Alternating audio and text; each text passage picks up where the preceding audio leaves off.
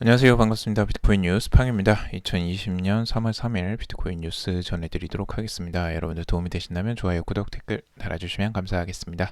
투자에 관련된 정보들은 참고사항일 뿐이니 투자하실 때 여러분들 스스로 꼭 판단하시고 결정하시길 바라겠습니다.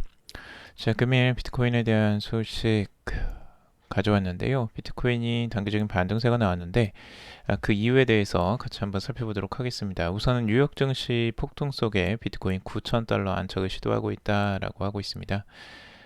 구체적인 이유들, 실제적으로 뭐 이제 양적 완화에 대해서 이유들이 나오고 있는데 그 구체적인 내용들은 잠시 후에 한번 살펴보도록 하고요. 그리고 리플의 CEO인 브래드 게링하우스가 XRP 판매 없이 수익 내기는 어렵다라고 이야기를 했던 기사 내용이 또 있습니다. 그리고 독일 연방금융감독에서 암호화폐를 합법적인 금융상품으로 인식을 했다라는 소식이 있습니다.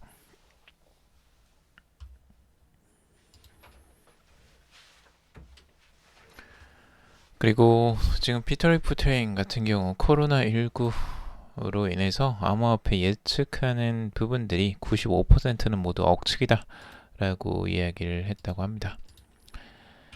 그리고 국제결제은행 보고서에 따르면 미래 인프라 기술로 이 P2P 결제와 그리고 토큰화 그리고 CBDC에 주목을 할 필요가 있다라고 보고서를 내놨다고 합니다. 그리고 국내 거래소들이 암호화폐 상장 권리에 칼을 빼들었다라는 소식이 있고요. 그리고 국가기록원에서 공공기록물 관리에 블록체인을 활용한다라는 기사도 있습니다. 그리고 코인베이스에서 일본 가상화폐 거래소 협회에 2종 회원으로 등록을 했다라고 하는데 일본엔 시장을 진출을 초읽기를 하는 게 아니냐라는 예측이 있습니다. 그리고 G20 공동성명에서 각국 암호화폐 산업 FATF 권고안에 따르길 바란다 라는 기사가 있고요. 그리고 친암호화폐 인사인 잭 도시가 트위터 CEO가 해임 위기에 처했다라는 소식이 있습니다. 자, 그러면 첫 번째 소식부터 한번 살펴보도록 하겠습니다. 뉴욕 증시가 폭증을 했습니다. 폭등의 폭이 생각보다 굉장히 컸는데요. 실제 뉴욕 증권거래소에서 다우존스 산업평균 지수는 전장 대비해서 1293.96% 상승한 26,703.32%로 3위포인트로 마감을 했습니다. 지수는 2009년 3월 이후에 약 11년 만에 가장 큰 상승률을 기록했다고 하고요. 그리고 스탠더드 앤 푸어스 다우존스 지수의 상승폭이고 그리고 스탠더드 앤 푸어스 500 지수는 전날보다 136.01포인트 급등한 3090.23포인트에 기술주 중심의 나스닥 지수는 전날보다 384.8포인트 상승한 8,952.16포인트의 거래를 마쳤습니다. 모두 다 지금 이제 증시 자체가 폭등하는 양상들이 나왔는데요. 그 이유를 이제 들자면 이 중앙은행 이 제롬 파월 미국 중앙은행 의장이 긴급 성명을 내고 이 코로나19에 따른 경제 리스크를 우려한다라고 이야기를 하고 있고요. 이를 뒷받침하기 위해 적절하게 행동하겠다라고 언급한 바가 있습니다. 뉴스BTC는 파월 의장이 코로나19 확산을 둘러싼 리스크 때문에 금리 인하나 양적 완화 가능성을 시사했다라고 이야기를 했고 암호화폐 시장의 톱 애널리스트들은 양적 완화 정책이 향후 비트코인의 성장에 엄청난 촉매제가 될 것으로 보고 있다라고도 전했습니다. 실제 이 양적 완화에 대해서 직접적인 언급이라기보다는 이제 뭐 적절하게 행동을 하겠다라고 하니까 근데 뭐 중앙은행에서 행동할 게 뭐가 있겠습니까? 대부분은 이제 양적 완화이긴 하죠. 그래서 이제 금리 인하나 양적 완화 가능성이 있다라고 이제 판단을 하면서 이렇게 급등하는 양상들 다우존스나 S&P 500, 나스닥까지 모두 다 상승하는 흐름들이 나왔습니다. 거기에 덧붙여서 지금 비트코인도 같이 동반 상승하는 흐름들이 나오고 있죠. 이제 뭐 주식과 같이 움직이는 모습처럼 보이는데, 지금 비트코인도 지금 이 양적 완화에 대한 기대감으로 인해서 상승한다라고 분석을 하고 있습니다. 그래서 비트코인의 단기적인 상승세가 나왔는데, 지금 이제 중시와 비교했을 때에는 그 반등 폭이 생각보다 뭐 아주 크지는 않습니다. 하지만 그래도 반등이 이 부분에서 이제 나와 주었다라는 부분을 긍정적으로 볼 수가 있고요. 지금 현재 가격대가 9,000달러대를 살짝 앞두고 거기에서 지금 머물러 있는 상태인데요. 지금 8,925달러 선에서 지금 머물러 있습니다. 근데 앞으로 여기에서 이제 기술적 분석들을 같이 한번 살펴보도록 할 건데요. 4시간 봉으로 봤을 때 위쪽에 지금 50이동 평균선이 머물러 있습니다. 딱 거기에 지금 저항을 받는 모습을 정확하게 보여주고 있는데, 이 저항선을 이제 돌파를 할 수 있을지가 지금 이제 관건일 수 있겠습니다. 이 9,000달러 선을 돌파해서 추가적인 상승세를 나타낼 수 있느냐, 이게 이제 진짜 반등이냐 아니냐, 이 구분이 좀 될 것 같고요. 반등이 되면은 9,100달러를 넘고 이제 본격적으로 상승을 해줘야지 조금 안정적인 가격대로 올라갈 수 있다라고 볼 수가 있을 것 같습니다. 자, 그리고 지금 일봉상으로 봤을 때에도 지금 200일 이동평균선을 이제 살짝 깨고 내려가는 모습들 보여주었고, 지금 8,500달러 선 정도에서 지지를 받고 다시 반등하는 흐름들이 나오고 있죠. 그래서 다행히 다시 200일 이동평균선을 뚫고 올라오는 모습을 보여주고 있습니다. 살짝 깨지는 듯 하더니 다시 그 안쪽으로 진입을 하는 모습들이고요. 그리고 RSI도 꺾여서 올라오는 모습들, 과매도 구매까지 들어가진 않았습니다. 자, 그리고 주봉상으로 봤을 때 주봉상에서 지금 딱 이 50일 이동평균선을 지지를 받는 모습을 볼 수가 있죠. 50주 이동평균선, 그리고 여기가 이제 21주 이동평균선의 또 교차점이기도 합니다. 그래서 50주 이동평균선과 21주 이동평균선이 모두 다 지지를 받는 형태를 지금 보여주고 있습니다. 다행스러운 부분이라고 할 수 있고요. 장기적인 추세에서 중요한 지지선 중에 하나이기 때문에 여기를 지켜줬다는 거 단기적으로 괜찮은 모습이고, 이 모습이 이제 장기적으로 지켜지려면 이 음봉의 절반 이상을 좀 뚫고 올라가 주는 게 조금 더 안정적인 안착이 될 것으로 전망이 됩니다. 자, 그리고 이더리움도 하락세를 이제 겪다가 아래에서 지금 지지를 받는 모습을 보여주고 있는데요. 210달러 선에서 지지를 받는 모습들 보여주고 있습니다. 다행히 거기에서도 50일 이동평균선이 밑에 지지를 받고 있는 모습이라고 할 수 있겠고, 이 지지를 받고 다시 한번 비트코인의 반등과 동일하게 지금 반등세가 나오고 있습니다. 231.2달러 선에 머물러 있는데요. 이 선이 지금 상승세가 조금 더 올라가서 240달러 선을 뚫고 올라가주는 모습이 훨씬 더 좋은 모습이 될 수 있겠죠. 자, 그리고 비트코인에 대한 지금 단기적인 가격 전망입니다. 알렉스 클레이가 지금 비트코인의 단기적인 전망을 내놓고 있는데요.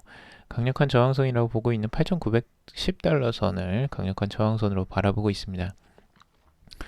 자, 이 빨간 이 저항선을 이제 돌파를 해 줘야지만 추가적인 상승세가 나올 수 있다라고 보고 있고, 단기적으로는 뭐 1시간 봉으로 봤을 때 여기 이 트렌드 라인을 이제 깨고 올라왔기 때문에 추가적으로 8,910달러 선의 저항선을 뚫고 올라간다면 1차 타겟은 9,011달러, 1차 타겟이 9,103달러, 그리고 2차 타겟이 9,000 여기가 1차 달러네요. 이제 9,103달러, 9,100 93달러까지 이렇게 상승하는 단기적인 흐름들을 기대를 하고 있습니다. 자, 그리고 리플의 CEO인 브래드 게링하우스가 XRP에 대해서 이야기를 하고 있는데, 이 리플의 수익성에 대해서 이야기를 했다고 합니다. 지금 암호화폐 전문 미디어 더블록에 따르면 브래드 게링하우스가 이 리플의 최고 경영자죠. 최근 XRP를 판매하지 않는다면 리플사는 수익성을 도모하기 어렵다라고 이야기를 했다고 합니다. XRP 판매는 회사의 캐시플로우의 중요한 부분을 담당한다 라고 밝혔습니다. 이 부분이 이제 다들 이제 문제라고 또 지적을 하는 부분이기도 합니다. 제가 앞서 유명 암호화폐 애널리스트인 루크 마틴 같은 경우 자신의 트위터를 통해서 리플사는 XRP를 덤핑하며 생존하고 있다라고 지적을 한 바가 있는데, 이 문제가 그거죠. 그러니까 리플사는 이제 회사인데, 이 회사가 먹고 살려면 실제 수익이 발생을 해야지만 유지를 할 수 있고 운영을 할 수가 있잖아요. 그런데 문제는 지금 리플사는 이 중요한 캐시카우를 이 XRP 판매에 의존하고 있다라는 부분을 이제 문제점으로 지적하고 있는 겁니다. 이게 이제 지금의 조금 한계라고 할 수 있겠죠. 리플의 지금 한계라고 할 수 있는 부분이 이 부분인데, 지금 XRP는 상당히 많이 가지고 있어요. 리플사가. 근데 이거를 판매를 해야지만 현금을 챙길 수 있는, 그러니까 어떤 새로운 상품이나 서비스를 만들어서 판매하는 게 아니고 기존에 가지고 있는 이 XRP를 계속 매도를 하면서 현금화를 하는 이 과정에 대한 리스크, 문제점을 이제 지적을 하는 거죠. 그러다 보니까 이제 가격이 덤핑되고 가격이 추가적으로 내려가는 양상들이 보이는 거 아니냐라는 지적을 많이 받고 있고요. 이 부분에 대해서는 브래드 게링하우스는 계속 이제 투자를 하고 있는 부분에 대해서 어필을 하고 있는데, 이제 투자자들 같은 경우는 이 부분에 대한 위험성을 항상 고려를 하고 있죠. 거기에 대한 두려움도 있고요, 당연히. 그래서 리플은 제가 보기에는 이 XRP 판매 수익을 계속 의존해 나가면서 가는 것보다는 새로운 이 수익화를 좀 생각해 봐야 되지 않을까라는 생각이 듭니다. XRP를 판매를 계속 이렇게 한다면 공급량이 계속 늘어나면서 가격에도 실제적으로 그렇게 장기적으로 유리할 것 같지는 않은데, 이런 부분은 좀 개선해야 되지 않을까라는 개인적인 생각이 들긴 합니다. 실제적으로 투자자분들도 이런 부분을 좀 유의해서 투자를 할 필요가 있는 것 같고요. 물론 더 많이 쓰이고 XRP가 전 세계적으로 엄청나게 활용이 잘 된다면 그만큼 공급을 함으로써 그걸 계속 생존을 할 수 있겠지만, 만약 그게 안 된다면 큰 리스크가 또 될 수도 있겠죠. 자, 그리고 독일 연방금융감독 암호화폐를 합법적인 금융상품으로 인식을 한다라는 기사인데요. 독일의 규제 기관은 암호화폐를 금융상품으로 분류하는 지침을 3월 2일 날 발표를 했다고 합니다. 이 움직임은 금융 토큰의 정의를 확장하여 모든 종류의 디지털 자산을 포함하는 새로운 패러다임을 열었다라는 평가라고 하는데요. 실제 독일의 연방금융감독의 발표에 따르면 이 중앙은행 또는 공공기관에서 발행 또는 보증하지 않으며 이 법에 의해 지정된 통화와 반드시 연결되어 있지도 않고 이 통화 또는 법적 지위를 갖고 있지 않지만 이 디지털 자산 또는 법인에 의한 교환 매체로서의 자산은 전자적으로 전송, 저장 및 거래될 수 있다라고 명시를 하고 있습니다. 실제적으로 이제 디지털 자산으로서의 인정, 그리고 이 합법적인 금융상품으로의 인정을 지금 하고 있는 거죠. 자, 이 부분이 이제 독일에서의 암호화폐의 인정이라고 할 수가 있겠는데, 이제 금융상품으로 분류가 되고 합법적인 금융상품으로 인정이 됐다는 건 굉장히 좋은 뉴스라고 할 수 있겠죠.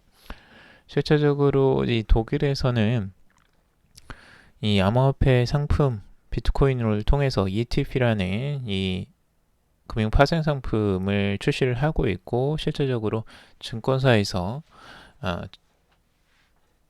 두 번째로 큰 증권거래소에서 이 금융상품을 이제 판매를 하고 있습니다. 암호화폐를 이용해서. 자, 그런 부분들은 독일이 그만큼 이제 개방적으로 이 암호화폐를 인정을 하고 합법화시켜서 금융 시스템을 빨리 앞서 나가겠다라는 그런 의도가 좀 보입니다. 그래서 아무래도 전 세계적으로 이런 형태들은 확장이 되어 가지 않을까라는 기대감을 좀 불러일으키게 되는데요. 전반적으로 이 국가에서 직접적으로 암호화폐를 합법적으로 승인해 준다는 거, 금융상품으로 인식을 하게 만들었다라는 부분들은 전 세계적인 트렌드가 될 가능성이 높아 보입니다. 굉장히 좋은 시작점이라고 할 수 있겠죠.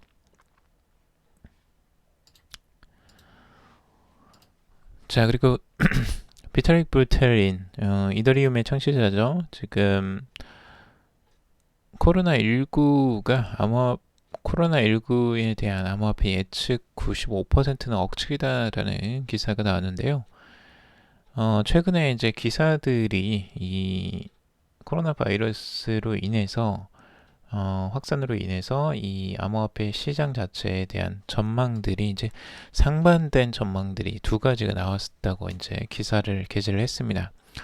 두 건의 기사는 이 암호화폐 시장이 붕괴한다는 기사와, 그리고 비트코인의 가치가 폭발적으로 상승할 것이다 라는 두 가지 완전 상반된 기사입니다. 두 시각의 기사를 소개를 하면서 이 시장 전망 기사의 비합리성을 이제 꼬집은 것인데요. 실제 비트릭 부텔린이 이야기하는 건 이 암호화폐 업계가 코로나19 바이러스에 대해 관심이 없다고 생각한다 라고 이야기를 하고 있습니다.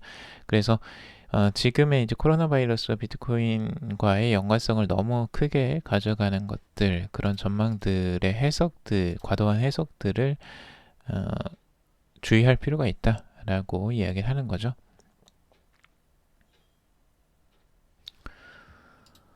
자, 그리고 국제결제은행 보고서에 따르면 이 미래 인프라 기술로 P2P 결제와 토큰화, 그리고 CBDC에 주목을 한다라는 기사입니다. 국제결제은행 BIS는 이 결제기술 혁신의 미래를 다룬 최근 분기 보고서에 블록체인 기술을 집중 조명했다라고 하고 있습니다. 미래 결제 인프라를 구성할 혁신 기술 트렌드로 토큰화 증권과, 그리고 중앙은행 디지털 화폐, 그리고 국경 간 결제 P2P 등을 거론을 했고요.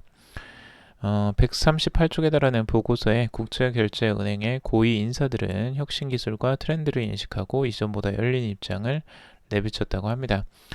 그만큼 이제 실질적인 이 P2P 결제, 개인 대 개인의 거래죠. 이 결제들이 이제 늘어나고 이 중앙화된 결제들이 이제 많이 쇠퇴를 할 것으로 예측을 하고 있습니다. 그리고 이 토큰화라는 거, 이 자산의 토큰화라고 할 수 있는데, 뭐 부동산이든 주식이든 기존의 자산들이 이제 토큰화되면서 유동성이 커지는 미래를 기대를 하고 있고, 그리고 CBDC, 이 중앙은행에서 발행하는 디지털 화폐죠. 여기에도 이제 주목을 하고 있다라고 하고 있습니다. 전 세계적인 트렌드가 이제 되어가고 있고요. 앞으로 이 암호화폐와 이런 자산의 토큰화들, 디지털 화폐들은 주요적인 대세 트렌드가 될 것으로 지금 인식이 되고 있습니다. 자, 국내 거래소들 암호화폐 상장 관리에 칼 빼들었다라는 소식인데요. 국내 대표 암호화폐 거래소인 어피트와 빗썸이 암호화폐 상장 관리에 칼을 빼들었다고 합니다. 어피트는 대규모 상장 폐지를 예고한 데 이어서 빗썸은 잘못된 정보를 공시한 프로젝트 측의 법적 책임을 물을 계획이라고 합니다. 이 정보는 제가 어피트 정보는 이미 한번 말씀을 드렸죠. 어피트에서 지금 17종의 암호화폐를 상장 폐지하겠다라고 밝혔고요. 상당히 많은 코인들이 한꺼번에 지금 상장 폐지가 되는 모습을 볼 수가 있고, 그리고 빗썸 같은 경우는 프로젝트를 상대로 법적 대응까지 불사를 하고 있습니다. 그만큼 이 프로젝트 관리에 이제 들어가는 것으로 볼 수가 있는데, 지금 이렇게 이제 행동하는 이유는 제가 보기에는 앞으로의 이제 규제, 권고안 때문에 그럴 것 같습니다. 지금 현재 G20 회의를 열었는데요. G20 회의에서 이제 결정난 부분들이 몇 가지가 있습니다.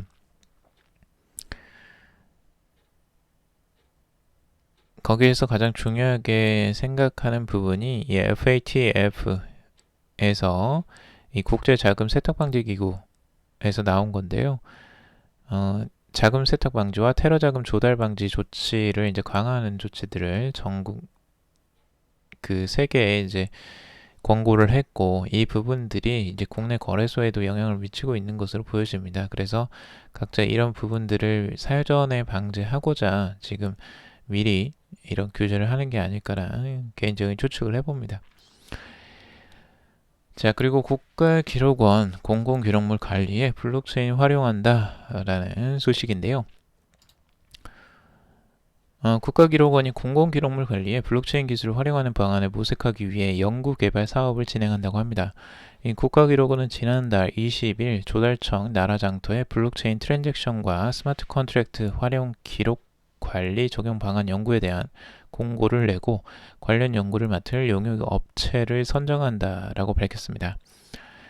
국가기록원 같은 경우는 공공기록물법은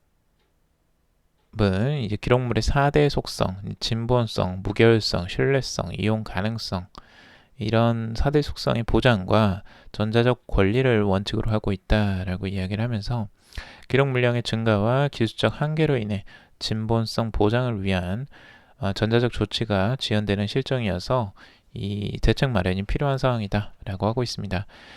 그래서 아무래도 이 블록체인만한 게 없죠. 이 최근에 블록체인 기술을 그렇게 활용을 하면서 이 공공기록물 관리를 훨씬 효율적으로, 효과적으로 하기 위해서 지금 조치를 취하는 것으로 알 수가 있습니다.